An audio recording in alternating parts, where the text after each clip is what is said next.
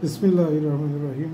সুপ্রিয় এইচএসসি এবং আলিম বিজ্ঞান জগতের ছাত্রবৃন্দ, আপনাদের সামনে এইচএসসি পরীক্ষাটি হচ্ছে কেমিস্ট্রি। তো কেমিস্ট্রি প্রথম পত্রে খুবই গুরুত্বপূর্ণ একটা এমসিকিউ আপনাদের সামনে উপস্থাপন করব। আশা করছি এই এমসিকিউটা মিনিমাম 9টা বোর্ডের মধ্যে মিনিমাম 5 থেকে 7টা বোর্ডের মধ্যে আপনারা পেয়ে যাবেন। তো এই এমসিকিউটা হচ্ছে রসায়ন প্রথম পত্রের 4র্থ অধ্যায় রাসায়নিক পরিবর্তন।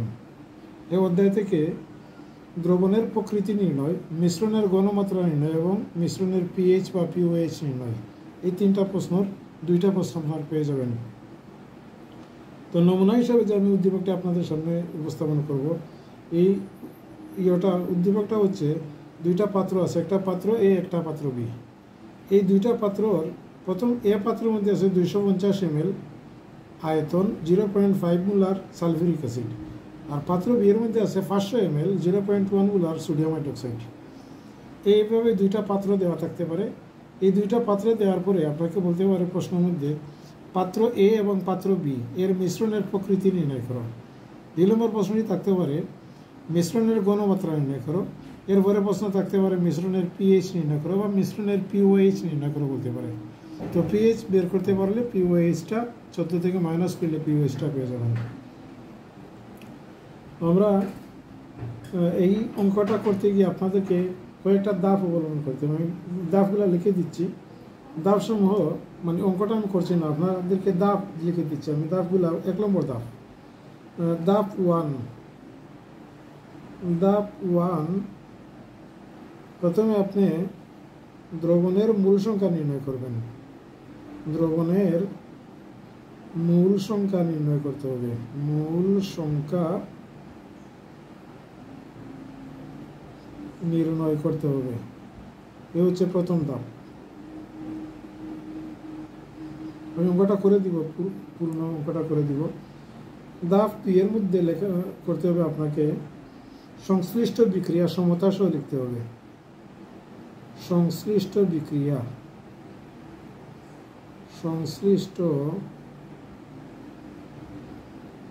বিক্রিয়া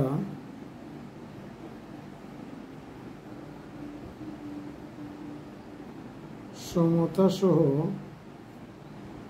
সম্পন্ন করতে হবে।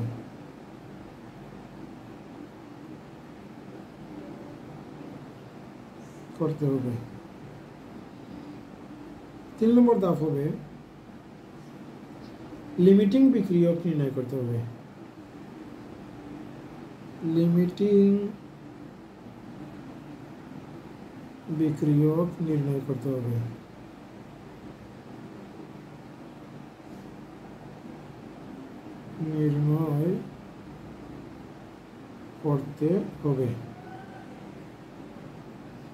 লাস্ট ধাপটি হচ্ছে ধাপ 4, অবশিষ্ট দ্রবণের মূল সংখ্যা নির্ণয় করতে হবে। অবশিষ্ট দ্রবণের মূল সংখ্যা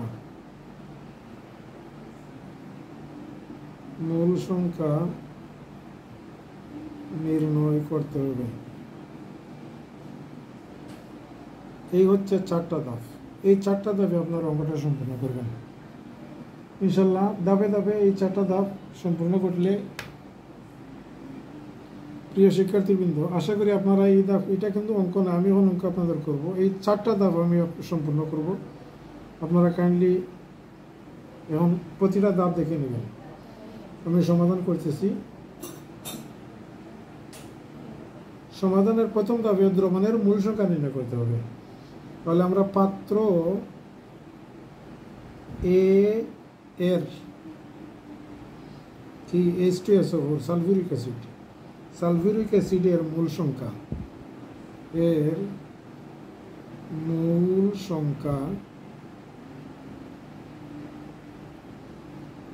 n, আপনি লিখতে পারেন এখানে H2SO4 সমান সমান, সূত্রটা জানি আমরা S ইন্টু বি।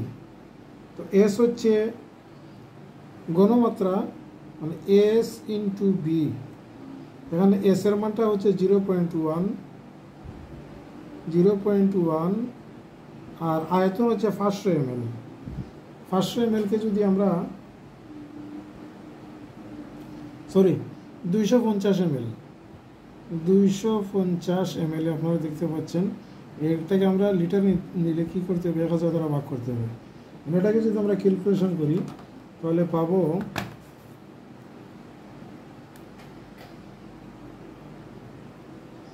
0.1 ইন্টু 250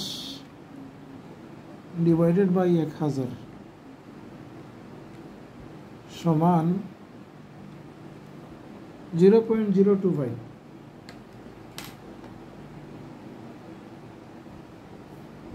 এখানে ভুল করে বলছি, এখানে 0.1 না 0.5 হবে, 0.5। তাহলে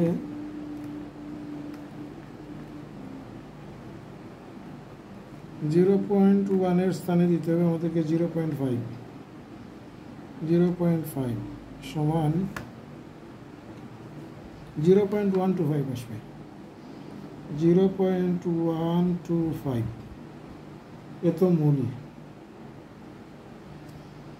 এখন দেখবো আমরা পাত্র বি এর মধ্যে, পাত্র বি এর এখানে আছে সোডিয়াম হাইড্রোক্সাইড MaOH এর মূল সংখ্যা NaOH সমান সমান S ইন্টু বি, এটাও সূত্র আসবে। তো এস এর মান হচ্ছে এখানে 0.1 ইন্টু বি এর মান হচ্ছে 500। 500কে যদি আমরা 1000 দ্বারা ভাগ করি তাহলে এখানে আমরা পাবো 0.1 ইন্টু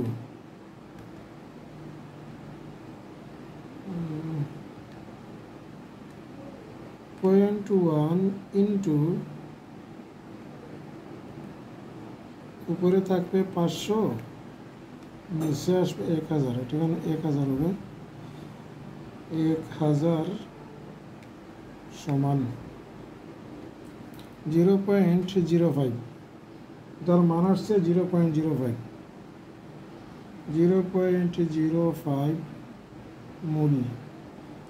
এই আমাদের প্রথম ধাপ শেষ, দ্রবণের মূল সংখ্যা নির্ণয় করতে হবে, প্রথম ধাপটা শেষ।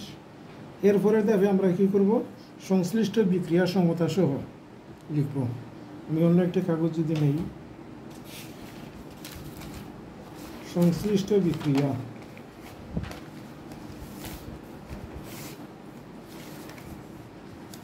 সামনে রাখলাম আপনার ইয়েটা, আশা করি আপনারা দেখতে পাচ্ছেন। এখন লিখবো আমরা সংশ্লিষ্ট বিক্রিয়া, সংশ্লিষ্ট বিক্রিয়া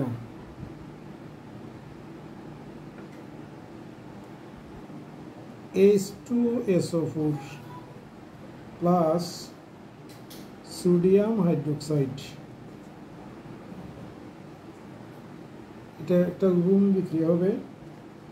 তাহলে সোডিয়ামের সাথে সালফেটের মানে সোডিয়াম সালফেট, সোডিয়াম সালফেট, সালফেটের যোজনী 2, তাহলে সোডিয়ামে আসবে, আর সোডিয়ামের যোজনী সালফেট 1 এখানে চলে যাবে, প্লাস এখানে থাকবে OH পানি, এটা এখানে পানি তৈরি হবে। এখন যদি আমরা ব্যালেন্স করি, এখানে সোডিয়াম আছে একটা, এখানে আছে সোডিয়াম 2টা, তাহলে এখানে 2 দিতে হবে। আর সালফেট এখানে 4টা, SO4 এখানে SO4 আছে, সালফেট আছে, হাইড্রোজেন এখানে 2টা, এখানে আছে 2টা।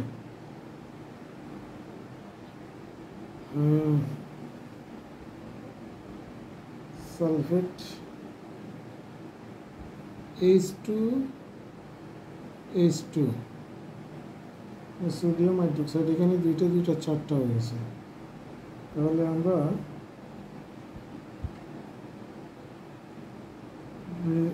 ইয়ে করতে গিয়ে এখানে 2 দিতে হবে, সমতা করতে হবে, এখানে 2 দিতে হবে। 2 দুগুণে 4, হাইড্রোজেন এখানে 2টা 4টা, অক্সিজেন এখানে আছে 4টা, একটা 4টা আর 2টা 6টা, এখানে আছে 4টা আর এখানে আছে 2টা। হ্যাঁ, হয়ে গেছে। তো এই ছিল সংশ্লিষ্ট বিক্রিয়া, ধাপ 2 শেষ, ধাপ 1 শেষ, ধাপ 2 শেষ। 3 নম্বর হচ্ছে লিমিটিং বিক্রিয়া নির্ণয় করতে হবে। তো লিমিটিং ভ্যালু নির্ণয় করতে আপনি লিখতে হবে বিক্রিয়া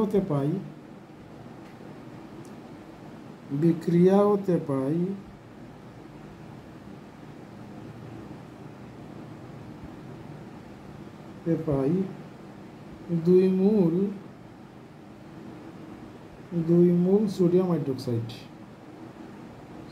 হাইড্রোক্সাইড ইকুইভ্যালেন্ট 1 মোল H2SO4 সুতরাং আমরা কত মোল পেয়েছিলাম 0.05 মোল আপনাদের সামনে লেখা আছে এটা তাহলে 0.05 মোল সোডিয়াম হাইড্রোক্সাইড ইকুইভ্যালেন্ট এখানে সালফিউরিক অ্যাসিড দুইটা চলে আসবে নিচে 1 উপরে ইনটু 0.05 এত মোল H2SO4 এটাকে যদি আমরা ক্যালকুলেশন করি হাফ মানে হচ্ছে 0.5 ইনটু 0.05 সমান আসতেছে 0.025 এটা আসতেছে 0.025 এত মোল H2SO4 সালফিউরিক অ্যাসিড তাহলে সালফিউরিক অ্যাসিড আমাদের এখানে ছিল কত 0.125 আপনারা দেখতে পাচ্ছেন আশা করি 0.125 ছিল কিন্তু এখানে হয়েছে বিক্রিয়া অংশগ্রহণ করেছে 0.025 তাহলে সালফিউরিক অ্যাসিডটা কী হবে অবশিষ্ট থাকবে তাহলে আমরা লিখবো অবশিষ্ট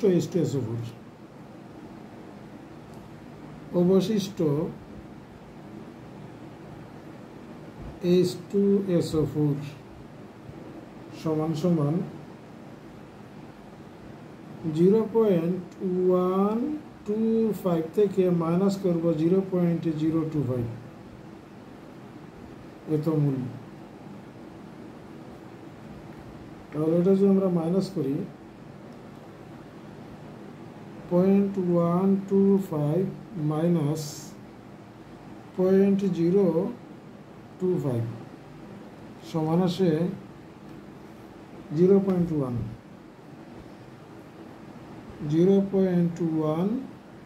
মোল H2SO4 এখন প্রশ্ন হলো যেহেতু অবশিষ্ট রয়েছে সালফিউরিক অ্যাসিড তাহলে দ্রবণের প্রকৃতিটা কি হবে দ্রবণের অ্যাসিড রয়েছে যেহেতু তাহলে দ্রবণের প্রকৃতি অম্লীয় আমরা লিখতে পারি সুতরাং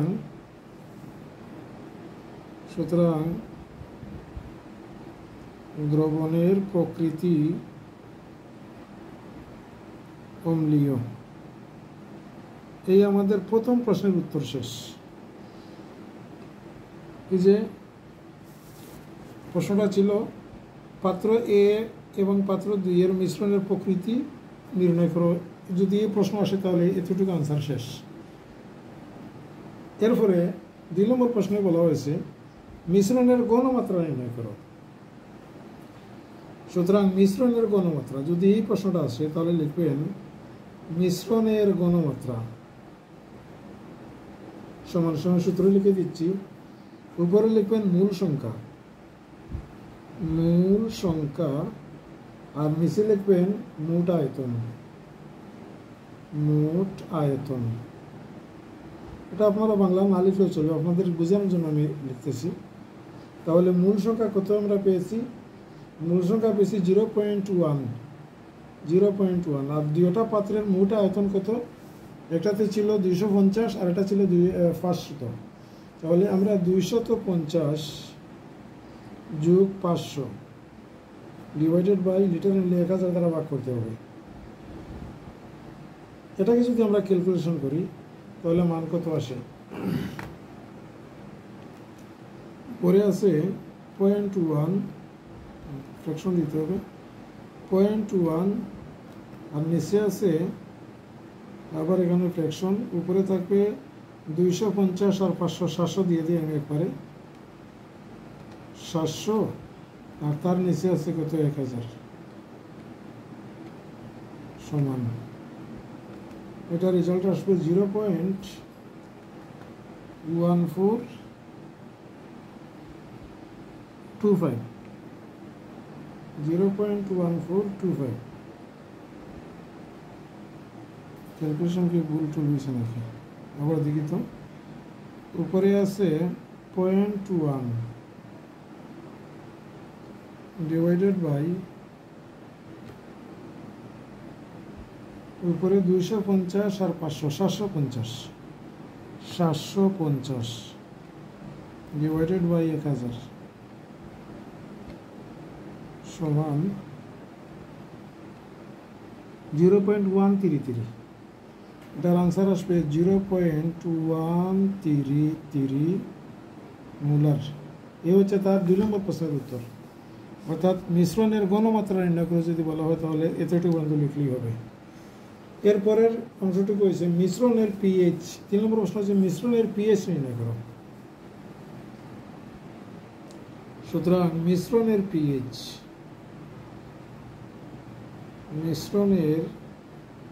সমান সূত্র জানি আমরা মাইনাস লগ এইচ প্লাসের ঘনমাত্রা।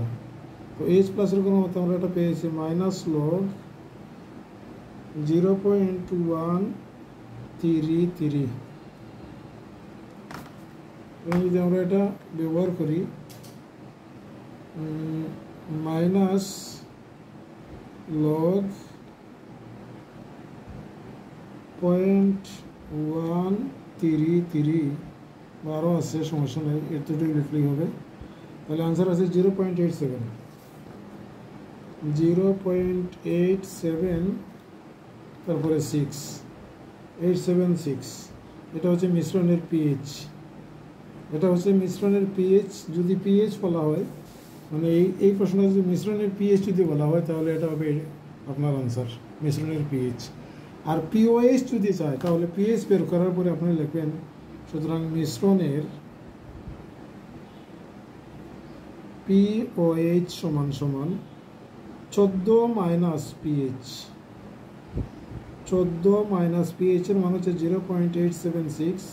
এটা মাইনাস করলে যা আসে সেটাই আপনাদের কাঙ্ক্ষিত আনসার। অর্থাৎ 14 মাইনাস 0.876 সমান 13.124। এটা হবে আপনাদের পিওএইচ। যদি চায় তাহলে পিওএইচ, আর পিএইচ যদি চায় তাহলে এটা হবে তার পিএইচ। তো প্রিয় শিক্ষার্থীবৃন্দ, এই অঙ্কটা খুবই গুরুত্বপূর্ণ সকল বোর্ডের জন্য। আশা করি আপনারা এই অঙ্কটা ভালোভাবে দেখে যাবেন। অন্তত 100% নিশ্চিত আপনারা একটা অঙ্ক পেয়ে যাবেন, কমন পেয়ে যাবেন এই যদি অঙ্কটা করতে পারেন। তো আজ এ পর্যন্তই। যদি ভিডিওটি ভালো লাগে তাহলে অবশ্যই চ্যানেলটি সাবস্ক্রাইব করবেন। এ প্রত্যাশায় আজকের মতো এখানে বিদায় নিচ্ছি। আল্লাহ হাফেজ, আসসালামু আলাইকুম।